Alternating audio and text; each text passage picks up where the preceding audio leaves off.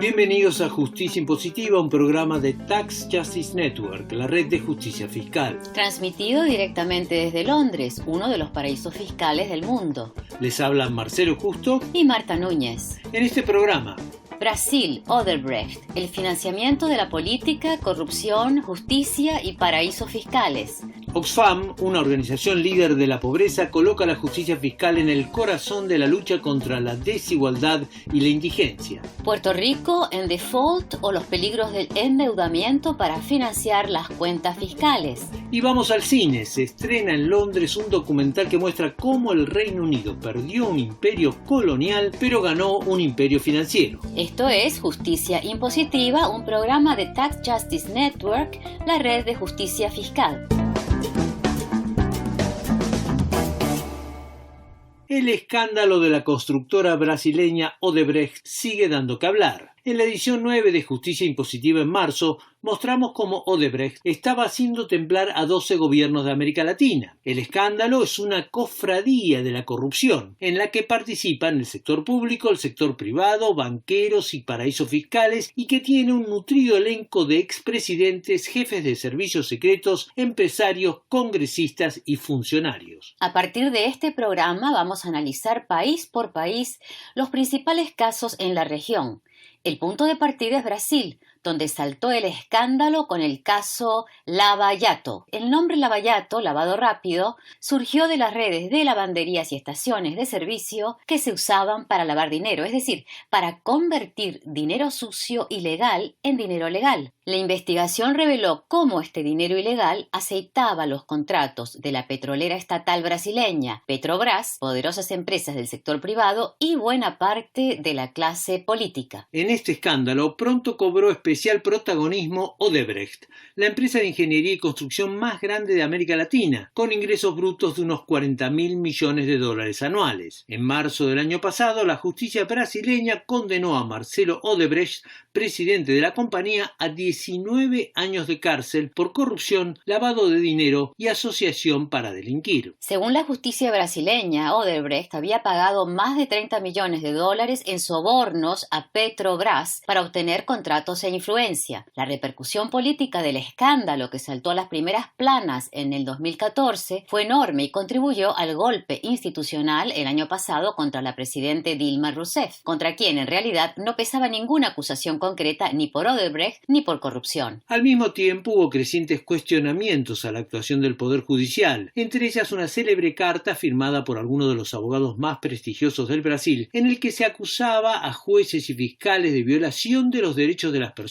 y se comparaba a la metodología seguida por la justicia brasileña con la Inquisición española. En julio, el juez estrella de este proceso, Sergio Moro, condenó al expresidente Lula da Silva a 9 años y 6 meses de cárcel y lo inhabilitó a ocupar cualquier puesto en los próximos 19 años. Pero en el dictamen contra Lula, el juez Sergio Moro indicó que basaba su condena no en certezas sino en convicciones, es decir, no en pruebas sino en su propia intuición, algo que contraviene siglos de doctrina penal de Occidente, que tiene que basar una sentencia siempre en pruebas objetivas y no en los sentimientos de los magistrados. La realidad es que hasta el momento no hay prueba concreta de que Lula haya recibido como soborno un departamento de 3 plantas en un balneario a unos 70 kilómetros de Sao Paulo. Ni siquiera hay pruebas de que el departamento fuera de él o de un testaferro. La cosa se embrolla más cuando uno mira el contexto político de este caso judicial, porque Lula lidera las encuestas de opinión para las elecciones presidenciales del próximo año, algo que desató una feroz ofensiva mediática en su contra. ¿Estamos hablando entonces de valientes jueces que desafían el poder establecido para eliminar la corrupción? ¿O es en realidad una conspiración política disfrazada de justicia que aprovecha un escándalo para enterrar el modelo económico-social del Partido de los Trabajadores de Lula? Según indicó a Justicia Impositiva Eric Nepomuceno, escritor y periodista brasileño, la operación Lava Jato tiene muchos claroscuros. La llamada operación Lava Jato, que quiere decir lavado rápido, tiene un mérito, que es el de ir muy a fondo en las investigaciones sobre corrupción en Brasil. Pero también tiene la manipulación, la politización del judiciario en Brasil. Entonces hay esa sombra sobre una iniciativa que debería de ser muy positiva, ¿no? Una clara señal de estas contradicciones es que en julio la policía brasileña decidió cerrar el equipo de investigación de Lava Jato para, según la declaración oficial, incorporarlos a la unidad de lucha contra la corrupción. La decisión se tomó en momentos en que el presidente Michel Temer enfrenta una serie de acusaciones de corrupción que partían de esa misma unidad de investigación. La maniobra se completó a principios de agosto con la votación en la Cámara de Diputados a favor de Temer para que no sea investigado por corrupción por el Supremo Tribunal Federal, instancia máxima de la justicia brasileña. Sin ese voto a favor, Temer no hubiera durado en el poder. A pesar de estas contradicciones, la Procuraduría General del Brasil hizo avanzar la investigación en varias direcciones. Michel Temer todavía enfrenta 2 posibles denuncias del fiscal general y están investigados por hechos de corrupción su jefe de gabinete, 8 de sus 27 ministros, el presidente del Senado y de la Cámara de Diputados y unos 52 políticos más que habrían recibido contribuciones de la constructora. El caso más emblemático fue el del otrora todopoderoso titiritero del Congreso brasileño Eduardo Cunha, cerebro ejecutor del golpe contra Dilma Rousseff cuando era presidente de la Cámara de Diputados. Cunha recibió una condena a 15 años de cárcel en el primero de los 6 juicios abiertos en su contra por corrupción. El proceso judicial no escapó de un contexto político de aguas revueltas en el país más desigual de la región, gobernado durante décadas por la derecha, fuera civil o militar. El Partido de los Trabajadores, anatema durante décadas para la derecha brasileña, ganó 4 elecciones consecutivas desde el 2002 y lideró un proceso de reformas que chocó a partir del 2012 con una creciente crisis económica. En un país donde la información está dominada por la cadena O Globo, históricamente enemiga del Partido de los Trabajadores, el escándalo de Odebrecht cayó como un anillo al dedo a estos sectores, según comentó a Justicia Impositiva Eric Nepomuceno. Mi país no tiene una prensa con distintas opiniones, no. Mi país tiene medios de comunicación que son distintos ecos de una misma voz. El poder de manipulación de la información de las organizaciones Globo es brutal. Se construyó la imagen de Lula y de su partido como los mayores corruptos de la historia de Brasil. Primero, no hay una sola prueba individual de corrupción de Lula y menos de Dilma. ¿Que hubo corrupción en su gobierno? Por supuesto, seguro que sí. ¿Por qué? Porque en el Congreso brasileño funcionan 29 partidos. Entonces es imposible gobernar sin alianzas.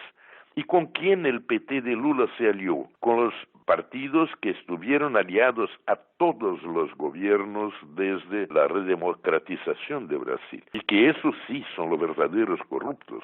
El escándalo no se limita a un caso de corrupción política en un país en desarrollo. Hay un ángulo claramente económico e internacional en ese océano de tiburones que es la actual economía globalizada. Las multinacionales manejan el 60% del comercio planetario y se disputan cada palmo del mercado. Tradicionalmente, estas multinacionales pertenecen a los países desarrollados, pero en los últimos 20 años ha habido un crecimiento de las llamadas multilatinas, privadas o públicas. Odebrecht estaba entre las 5 primeras compañías del mundo en tendido eléctrico de alta tensión, construcción de hidroeléctricas, gasoductos y obras de infraestructura como puertos.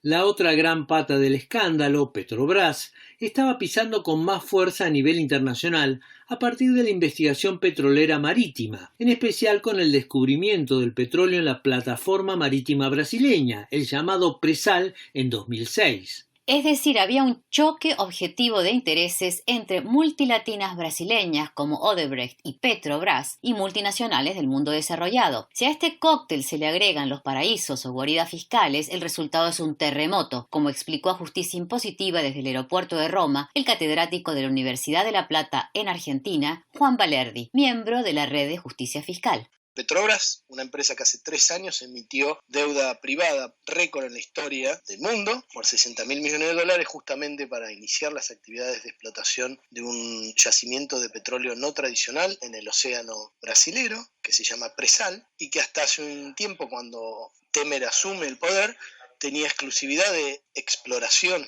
para Petrobras y casi exclusividad para la explotación. Una de las primeras medidas que tomó el presidente Temer fue entregar eso a las multinacionales, como Shell, como Chevron y demás, y todo esto nos lleva a el rol de las guardias fiscales en todo este tema de la corrupción y del desembarco de las multinacionales en Latinoamérica. No solamente tiene que ver con la fuga de capitales de Latinoamérica y con el pago de los sobornos, sino con el financiamiento de esas multinacionales que justamente con ese dinero que fuga y con ese dinero que no paga impuestos y que va de elude, se financian los proyectos que van a ir a extraer los recursos naturales o se financian los gobiernos que tienen déficit en esos países de Latinoamérica y cuya receta normalmente es no aumentar los impuestos a los ricos y a las multinacionales para dejar de tener déficit y pedirle deuda a los que la tienen el dinero en las guaridas fiscales, sino bajar los impuestos para atraer la supuesta inversión extranjera. Entonces bajan los impuestos a las empresas y cada vez más se pone sobre el consumo de las clases medias y populares.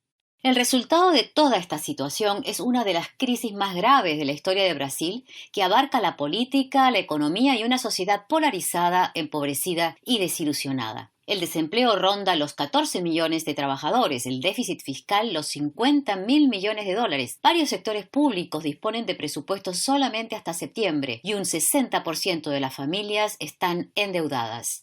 Esto es Justicia Impositiva, un programa de la Tax Justice Network, la red de justicia fiscal.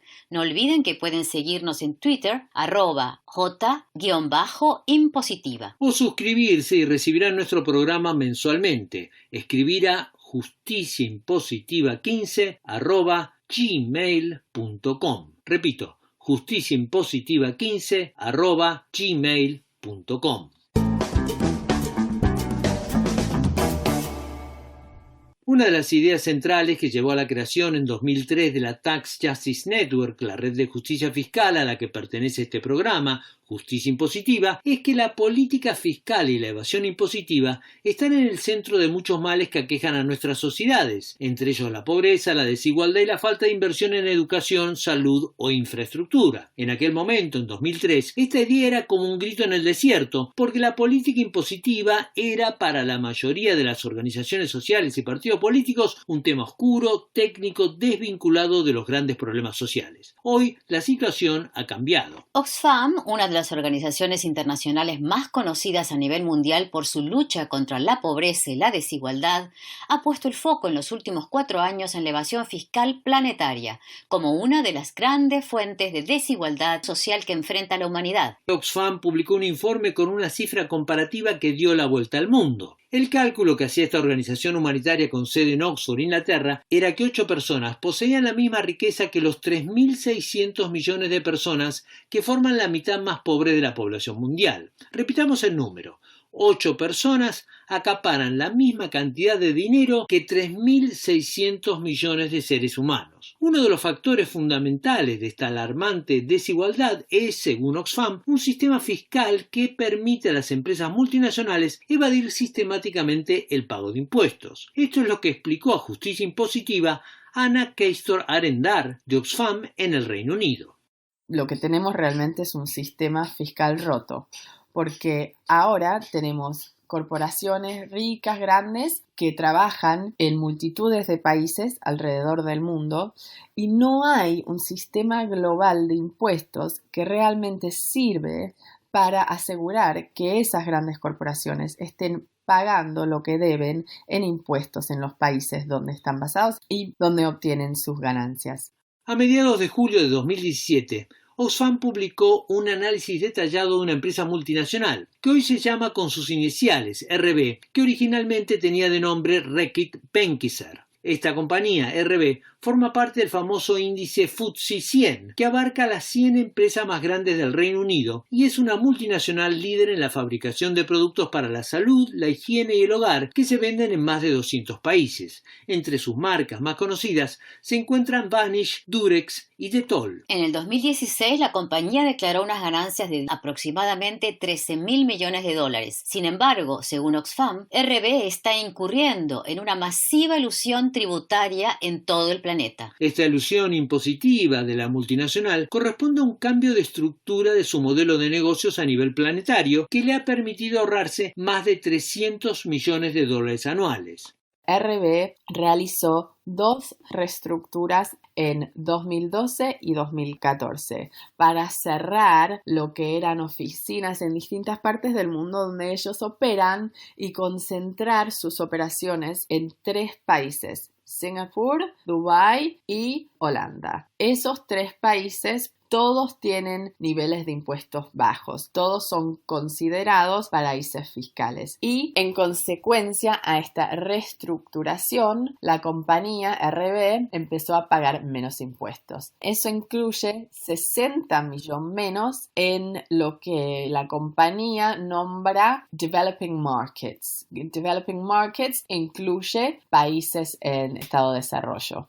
Oxfam estima que durante el periodo 2013-2015, RBE eludió impuestos equivalentes a 62,2 millones de libras en Francia, 71,3 millones de libras en Australia, 22 millones en Bélgica y 7,4 millones de libras en Nueva Zelanda. Sucedió en Argentina, lo está padeciendo Grecia, acaba de explotar en Puerto Rico. Nos referimos a esas deudas que terminan en default y que son un clásico de las economías en desarrollo. Distintos países, historias y contextos, pero estas fiestas de deudas y bonos tienen un final conocido: caos económico, social y cesación de pagos o default. Puerto Rico es el último caso. A principios de mayo, el gobernador de la isla, Ricardo Rosselló, anunció la bancarrota para reestructurar su deuda, que supera los $70.000 millones. Medios financieros internacionales como el Wall Street Journal y el Financial Times de Londres bautizaron a Puerto Rico como la nueva Argentina. En el caso particular de Puerto Rico, las cosas se complican más porque es un estado, pero no es una nación independiente, reconocida por las Naciones Unidas como tal, ni es tampoco el estado 51 de los Estados Unidos. A nivel oficial, el nombre de Puerto Rico es Estado Libre Asociado a Estados Unidos. Este engendro jurídico, Estado Libre Asociado, surgió de la guerra entre España y Estados Unidos en 1898. La derrota española significó que Puerto Rico dejaba de ser una colonia hispánica, que era entonces. En vez de ser un estado independiente, quedó en un limbo legal a medio camino entre una nación y un estado más de los Estados Unidos, como pueden ser California, Florida o Texas. En la práctica, los puertorriqueños pueden trabajar, vivir o participar de una guerra estadounidense, pero no tienen derecho a votar en las elecciones presidenciales y no tienen representantes en el Congreso. Este estatus ambiguo para los individuos y el Estado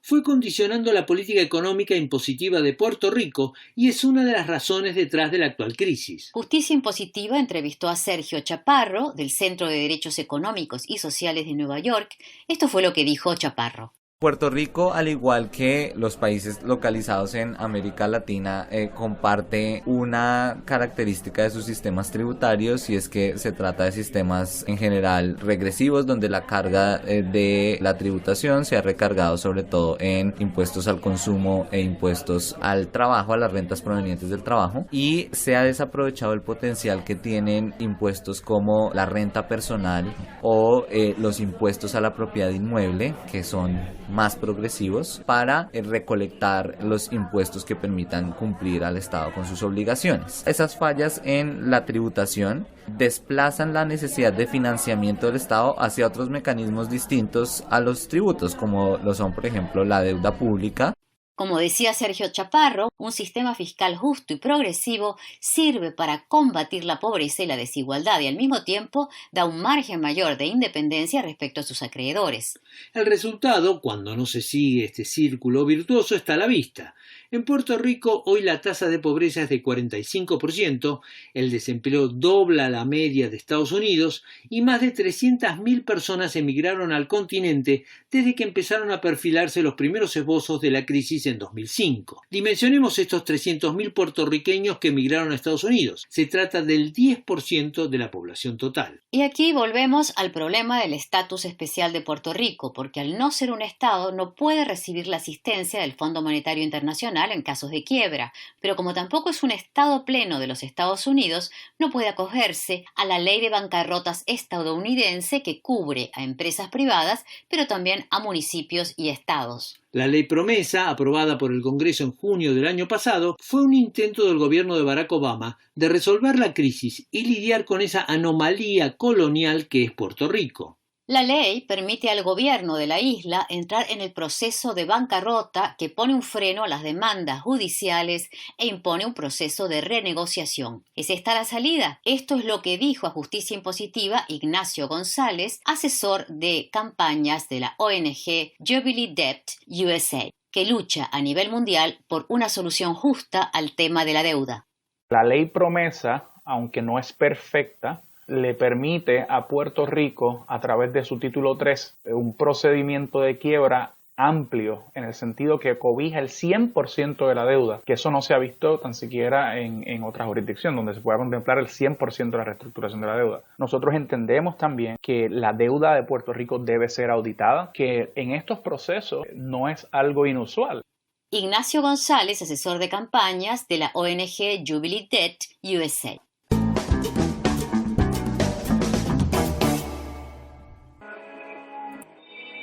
British Empire, the largest empire the world has ever known. For over 300 years, Britain ruled, its armies conquered, and its bankers proclaimed the might of its currency. But one day, Este es el comienzo de Spider's Web, Britain's Second Empire, es decir, La telaraña, el segundo imperio británico, un imperdible documental que acaba de estrenarse en Londres y que podrán ver muy pronto con subtítulos en español. La película fue dirigida por Michael Oswald y coproducida por John Christensen, de Tax Justice Network, la red de justicia fiscal. El documental cuenta cómo el imperio británico se transformó en un poder financiero moderno y cómo esta transformación moldeó, formateó el mundo en el que vivimos. This is a film about how Britain transformed from a colonial power to a modern financial power, and how this transformation has shaped the world we live in. En su apogeo, el Reino Unido era un imperio donde nunca se ponía el sol. Tal era su poder que en un solo día, en algún lugar del planeta bajo su dominio, salía el sol, en otro atardecía y en un tercer lugar anochecía.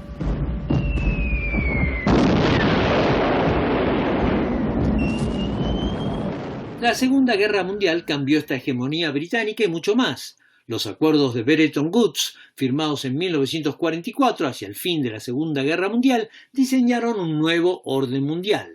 En este nuevo orden mundial, Estados Unidos era la potencia dominante y una nueva arquitectura global, con el Fondo Monetario Internacional en el centro, buscaba, al menos en los papeles, una estabilidad económica internacional en base a una lenta liberalización del comercio y al mismo tiempo un estricto control de capitales. En este mundo, el dólar era rey. La circulación de dólares en el exterior había crecido como resultado del Plan Marshall para la reconstrucción europea y de las importaciones de Estados Unidos, convertido en máximo consumidor mundial. La City de Londres, que había sido el centro financiero global, estaba contra las cuerdas y con un margen de maniobra muy limitado. Con el debilitamiento de la libra y la reconstrucción que siguió a la guerra, el gobierno británico limitó a mediados de los años 50 el dinero que los bancos británicos podían prestar o invertir en el exterior. Según revela el documental, los bancos se reunieron con el Banco Central de Inglaterra para buscarle una salida a esta restricción financiera que achicaba sus posibilidades de ganancia. Llegaron a un acuerdo muy british. El acuerdo era que si los bancos intermediaban entre dos no residentes en moneda extranjera, o sea, entre entidades o personas que no vivieran en el Reino Unido y que operaran con dólares, el Banco Central de Inglaterra consideraría que esa operación estaba fuera de su jurisdicción y poder regulatorio. En otras palabras, que no tenía nada que ver con el Banco de Inglaterra porque era como si ocurriera en otro país, aunque físicamente sucediera en la City de Londres. Este acuerdo permitió la creación de un mercado de eurodólares en el Reino Unido. Los bancos pasaron a tener dos registros contables, uno en libras de operaciones registradas como británicas y otro en dólares y entre extranjeros, mediada por bancos británicos, pero que no figuraba como realizada en Londres, sino en esta especie de limbo territorial que nadie regulaba o limitaba. Con este pase de magia, los bancos evitaban el estricto control de capitales que fijaban los acuerdos de Bretton Woods y también el pago de impuestos. Nicholas Jackson, autor de Las Islas del Tesoro, es uno de los expertos que explican en el documental este momento fundacional de la mecánica de los paraísos fiscales. Jackson comienza refiriéndose al sistema de Bretton Woods en estas declaraciones a justicia impositiva. Now, the bankers, of course, didn't like this because they wanted money to flow freely across borders. A los banqueros este sistema no les gustaba porque querían que el dinero fluyera libremente para poder hacer más ganancias. Es la lógica del mundo financiero. Y los bancos de Londres fueron los primeros en hacer algo. En aquella época era muy difícil tener acceso a divisas. Había que obtener una autorización y tenía que demostrarse que era necesaria para realizar un intercambio comercial. Pero en 1956 un par de bancos empezaron a realizar operaciones financieras que no estaban vinculadas al comercio. El Banco de Inglaterra hizo la vista gorda para ver qué pasaba. Estas actividades crecieron explosivamente y tentaron a los bancos estadounidenses. Así se terminó creando un mercado paralelo llamado el eurodólar. Allí comenzó la actual globalización financiera montada sobre la actividad offshore de Londres. This offshore market in London. Este mercado de los eurodólares ofrecía a los bancos estadounidenses un lugar para operar libre de restricciones, al bloque soviético una tasa de interés más alta para sus cuentas en plena Guerra Fría, y al mundo árabe, que empezaba a disfrutar de la bonanza del petróleo, un canal para invertir sus petrodólares. La City de Londres terminó de afianzar su nuevo rol protagónico internacional con una ingeniosa reconversión financiera de las colonias del Imperio Británico. El imperio había perdido la India, naciones de África y Asia, pero tenía aún bajo su control los llamados territorios británicos de ultramar y las llamadas dependencias de la corona. Los territorios británicos de ultramar son islas caribeñas como las Bahamas o las Caimán y otras no tan caribeñas como las Malvinas, todas lejísimos del Reino Unido, pero que pertenecen a la corona británica, aunque tienen gran autonomía administrativa. Las dependencias de la corona son las islas de Man, Jersey y Guernsey, territorios muy cercanos geográficamente al Reino Unido que son semi-independientes pero bajo soberanía británica. La reconversión de estos territorios en paraísos fiscales comenzó en los años 60. Una de las islas que mejor simboliza hoy este proceso son las Islas Caimán, que en 1967 pasaron de ser un lugar bucólico, rural y lleno de mosquitos a un secreto centro de las finanzas mundiales. Con mosquitos, por supuesto. Así lo explicó a justicia impositiva Nicholas Jackson. In the case of the Cayman Islands, it was a couple of lawyers who came in. It was very much a sleepy backwater where, cows roamed in the... En el caso de las Islas Caimán, era una somnolienta isla rural caribeña hasta que vino un grupo de abogados con ideas sobre cómo aprobar una nueva ley sobre trusts o fideicomisos que permitían, con máximo secreto bancario, convertir a esta isla en un centro financiero mundial. Y pasó muy rápido, casi de un día para el otro. Pero hay que recordar que la riqueza quedó concentrada en una élite blanca. La población local mejoró algo su vida, pero no mucho. The benefits for locals are much smaller than you would expect. El crecimiento de estas islas caribeñas en el reino de los paraísos fiscales fue meteórico. En los años 80 era el paraíso fiscal que usaba Pablo Escobar y el cartel de Medellín para el tráfico de cocaína, pero también escondite favorito de muchas fortunas de América Latina y Estados Unidos, y ni que hablar de las multinacionales y los grandes bancos que se dieron cuenta muy pronto del potencial de estas islas y se convirtieron en sus usuarios favoritos. En el centro de esta telaraña imperial financiera está la City de Londres. La élite británica pasó de administrar un imperio donde el sol nunca se ponía a crear una red para multimillonarios, multinacionales y mafiosos de todo el mundo. Pero todo tiene su precio. En el Reino Unido, el precio fue la financiarización de la economía, que se tradujo en una hegemonía del sector financiero, desindustrialización, creciente desigualdad y un estancamiento cada vez más visible del poder adquisitivo de los británicos. Pero el costo más terrible de esta red de paraísos fiscales, especializados en la opacidad financiera y la evasión fiscal, ha sido el desfinanciamiento a nivel global de la inversión social en educación, salud y jubilaciones. Y no es solo un impacto financiero. El impacto también es político porque pone en tela de juicio el mismo concepto de democracia, como comenta en el documental la eurodiputada Eva Joly, vicedirectora del Comité de Investigación de los Panama Papers en el Parlamento Europeo. The reality is not what you believe, that your prime minister has the power. La realidad no es lo que uno cree, que el primer ministro tiene el poder para decidir lo que pasa en un país. El poder está oculto. Necesitamos que los ciudadanos entiendan que ellos son los que están cargando con el peso de todo esto. Ellos son los que pagan impuestos mientras que los ricos no pagan impuestos. Esto es la desigualdad y está detrás del surgimiento de movimientos populistas porque muestran muy claramente que los que están en el poder no tienen ningún interés en velar por los intereses de todos. Es un sistema increíblemente poderoso, pero también de gran vulnerabilidad económica, como quedó claro en el estallido financiero de 2008 y la posterior recesión mundial. Y tal como decía la europarlamentaria Eva Joly, es también de extraordinaria debilidad política, como se vio en la elección de Donald Trump en Estados Unidos o en el Brexit, el referendo británico a favor de salir de la Unión Europea.